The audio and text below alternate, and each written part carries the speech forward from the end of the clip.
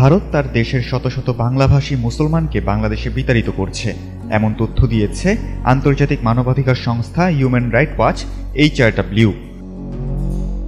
সংস্থাটির দাবি, ভারতের সীমান্তবর্তী রাজ্যগুলোর অনেক মুসলমান যারা প্রকৃতপক্ষে ভারতীয় নাগরিক, তাদের অবৈধ অনুপ্রবেশকারী আখ্যা দিয়ে জোরপূর্বক বাংলাদেশের অভ্যন্তরে ঢুকিয়ে দেওয়া হচ্ছে।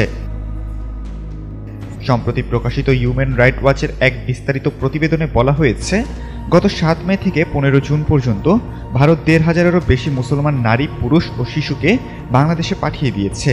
বিতাড়িতদের মধ্যে প্রায় 100 জন রোহিঙ্গা শরণার্থীও রয়েছে। ভারতের পক্ষ থেকে এ বিষয়ে কোনো আনুষ্ঠানিক তথ্য না দিলেও বর্ডার গার্ড বাংলাদেশের তথ্যের ভিত্তিতেই প্রতিবেদনটি তৈরি হয়েছে বলে সংস্থাটি জানায়।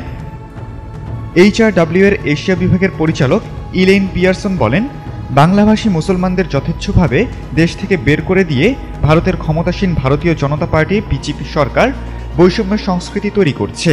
এতে করে বহু ভারতীয় নাগরিকও বিদেশি হিসেবে বিপাকে পড়ছেন। প্রতিবেদন তৈরিতে HRW জুন মাসে 18 জন ভুক্তভোগী এবং 9টি পরিবারের সাক্ষাৎকার নিয়েছে, যারা প্রত্যক্ষ বা পরোক্ষভাবে এই বিতাড়নের শিকার। এমনকি তাদের মধ্যে কয়েকজন বাংলাদেশে পাঠানোর পর আবার ভারতে ফিরে গিয়েছেন এবং পরে নিখোঁজ হয়েছেন বলে উল্লেখ করা হয়। যাদের ভারত থেকে বিতাড়িত করা হয়েছে তাদের একটা বড় অংশ আসাম আর পশ্চিমবঙ্গের পরিযায়ী শ্রমিক ও বাংলাভাষী মুসলমান। বাংলাদেশও বারবার জানিয়েছে, ভারত সরকার প্রত্যর্পণের স্বীকৃত প্রক্রিয়া না মেনেই বাংলাদেশি সন্দেহে লোকজনকে ঠেলে দিচ্ছে।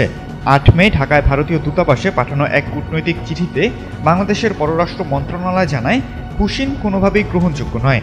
ঢাকা জানিয়েছে, কেবল বাংলাদেশি নাগরিক বলে নিশ্চিত হওয়া গেলে এবং প্রত্যর্পণের প্রক্রিয়া অনুসরণ করে তাকে গ্রহণ করা হবে।